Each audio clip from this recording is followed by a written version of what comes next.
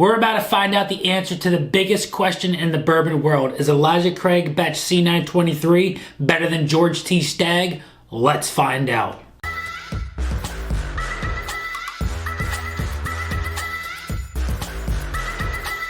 What is going on, everybody? Nathan here with the Everyday Drinker, bringing you guys a brand new video. Today we have one of the biggest, baddest, most insane blinds that we have ever done on this channel, and I cannot wait to get into it. As you guys can see on this bar top, we have 4 heavy hitter bourbons that are going to go head to head to see which one is going to come out on top. And without further ado, let's introduce our contestants and see who is going to come out in first. All the way to our left, we have the 2023 George T Stagg coming in at 135 proof even. This is a at least 15-year-old bourbon, and man oh man, it is a good one. Bottle number 2 might just be the best bourbon from 2023. It is the Elijah Craig batch C923 coming in at 133 proof in 13 years, 7 months. Bottle number 3 is going to be the brand new Elijah Craig batch B524 coming in at 130.6 proof, aged 11 years and 2 months. And our 4th and final bottle is going to be a HAZMAT bottle. This is a bottle I got back a couple months ago, coming in at 143.68 proof. It's 13 years old and then aged an additional year in port barrels. So we'll see if that one sticks out like a sore thumb. Who knows? Maybe none of these are going to stick out like a sore thumb. I don't know what the question here is. Is B524 of 2024 better than C923 of last year? Or is George T Stagg the best bourbon of all time? I don't know. You guys are going to find out. Make sure you guys drop that like. Leave a comment down below on which one out of these 4 you think is going to come out in first place. And if you're brand new and you enjoy the content, make sure you guys smash that subscribe button. We're on the road to 20,000 subscribers, and I really do think we're going to hit that, but it's only up to you guys, and I would love to hit that by the end of 2024. Make sure to check out the Patreon. We are doing big things over there and giveaways like you wouldn't believe. But without further ado, we've got a blind to get into, so let's get into glass number 1. As always, you guys are going to know what bourbon I am drinking at that exact moment. I do not, because obviously it is a blind. But at the end of the video, we're going to find out. But after we go left through right, we're going to fast forward right to left. And you guys are going to have some fun music to listen to while we do that. But without further ado, here we go. Let's get into the nose. That is a barrel proof, lovely, lovely nose. Brown sugar, rich oak. All of these are over 10 years, obviously, so we're going to get some really nice barrel char influence. Brown sugar heaven in this nose. Let's get into the palate. Wow, that is so good. It's dry, but it's also so sweet at the same exact time. It's got a burst of sweetness, a burst of vanilla ice cream. It's creamy, it's viscous, it coats every single nook and cranny of my mouth. I love barrel proof bourbon so freaking much, and I know a lot of you guys do too. This just gives you that overwhelming, just like, wow, my mouth is salivated and I want to go back in for another sip. So I'm going to go back in for another small sip here. Wow, that is just an abundance of just sweetness and richness and complexity. It is so, so good. The first thing that pops into my mind is like a Cinnabon with the vanilla drizzle, the cinnamon inside of the baked bun, but it's got a little burn on the bottom, but it's not a bad burn. It's like the caramel, cinnamon got that little bit of like that crispy, like crunchy, like brittle almost on the bottom of a Cinnabon, and it is so darn delicious. Wow. I don't know how hard this is going to be, but if every single one is like that, this is going to be the hardest blind I have ever done, and I hope you guys enjoyed it. But we've got glass number 2 to get into. Glass number 2 is significantly darker than glass number 1, and I think it's significantly darker than the other 3. But in the bottles, I can't tell the difference. So, in the glass, it's a significant darker note, but hey, bottle, I can't find off of the bottles because they're all pretty much the same darkness. Let's get in the nose. Okay, that has a really nice, rich, like almost like really dark fruit note that comes off. It's not cherry, but it's darker. It's almost like plummy, almost prune-like.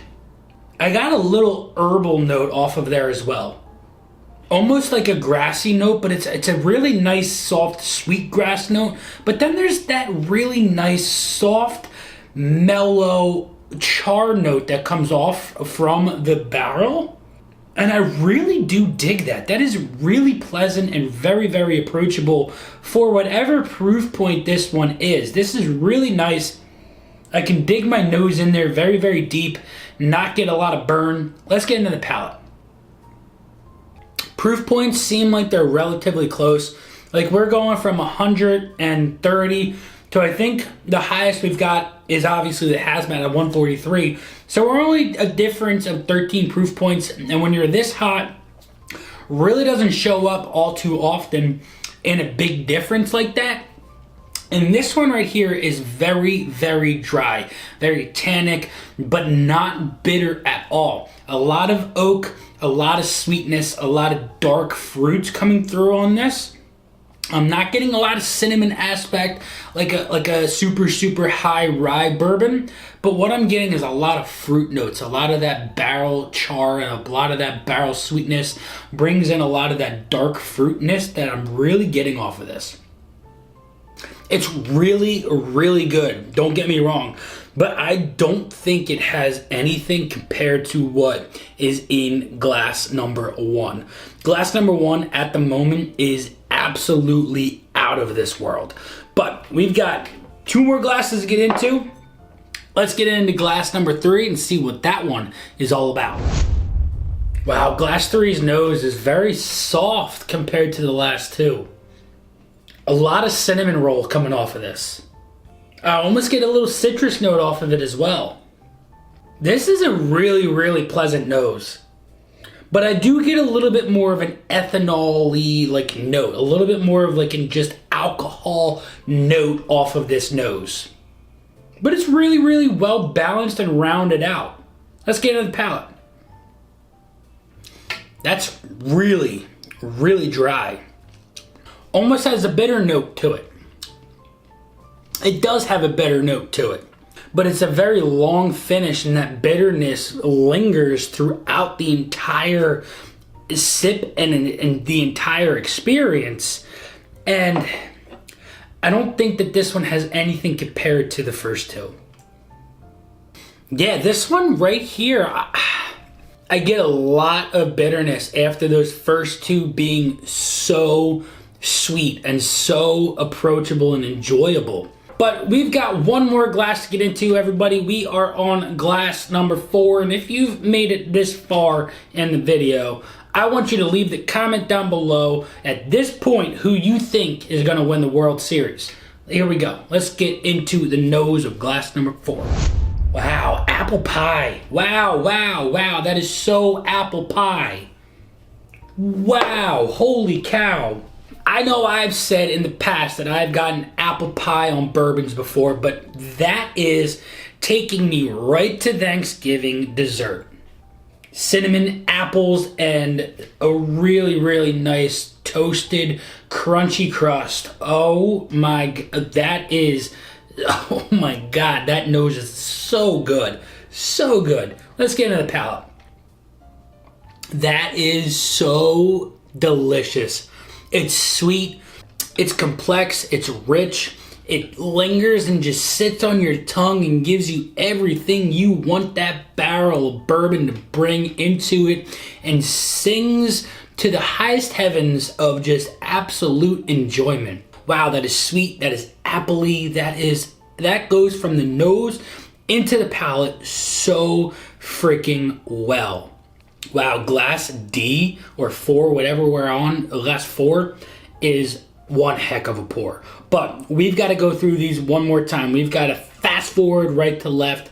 This is where I go deep. You guys are always wondering why I'm fast forwarding, because this part right here takes me a very, very long time. I go in, I decipher each glass. I take a long time to decide what my thoughts are on these glasses, right? These open up a little bit more once you go through them one more time. And this part here takes me about 15-20 minutes. So that's why I don't keep that into the video. I cut out a lot of that fast forward so you guys don't see a lot of it. And we keep it nice, short, and simple in that part. But if I didn't fast forward and cut this part out, these videos would be 45 minutes long. And I don't want that for you guys, because we always want to know what comes in first place. And we're going to find that out right after this. Hope you guys enjoy the music.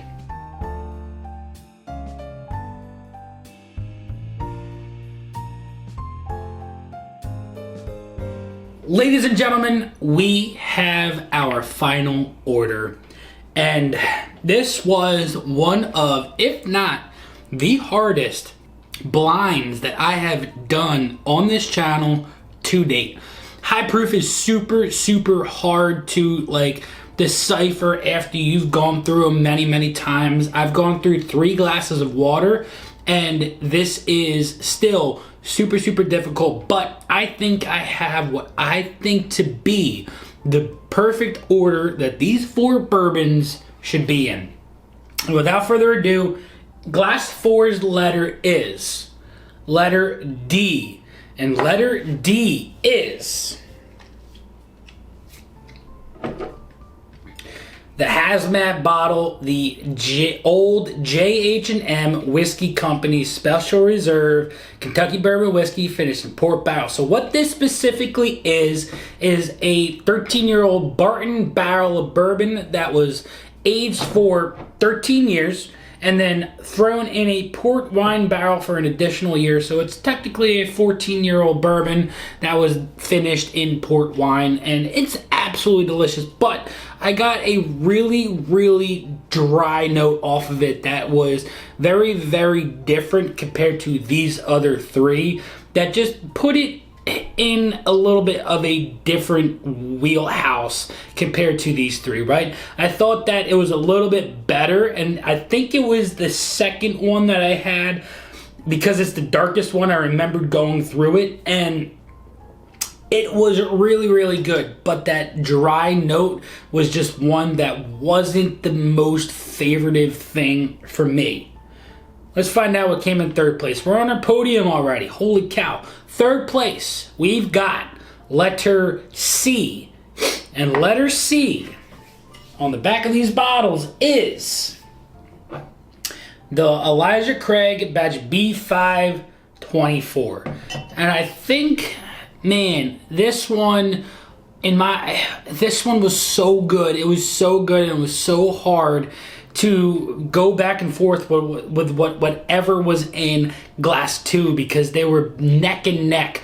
But glass 2 became a little bit sweeter, and I think glass 2 was the 4th glass I had. I can't quite remember, but this one just throughout each and every sip just got better and better and better. It was a little astringent at first. It had that bitterness, but that bitterness faded off and became really, really enjoyable, and got really, really sweet after I went back and forth with a couple of these back and forth. And I think without further ado, you guys always want to know what comes in first place, but I think in this aspect, we've got the Elijah Craig C923 and the George T Stagg barrel proof bottle of bourbon, the B-Tac Big Daddy of 2023. I don't think it really matters which one we do in first place. Whichever one gets first place, it rightfully deserves it. Second place goes to letter B, which means first place is letter A. You guys can see that there, so there's no fondoodling around, right? B was second place, and that means the Elijah Craig gets second place, and the George T Stagg gets first. The George T Stagg is just one of, if not the best sips of whiskey that I personally have ever had in my entire life. It is just so darn good, and I don't think I ever want this bottle of bourbon to ever end. But that does not go to say that this Elijah Craig C923 isn't good. But if you still go out and you are able to find the B524 Elijah Craig, the 130.6 proof, 11-year, 2-month-old bottle, that is a must get in my opinion. And man, oh man, all 4 of these were absolutely delicious, and there is no bad bourbon on this shelf. Hope you guys enjoyed this video. If you did, make sure you drop that like, leave a comment down below on if your order was correct, and hope you guys smash that subscribe button. But until next time, this has been Nathan with the Everyday Drinker. Cheers.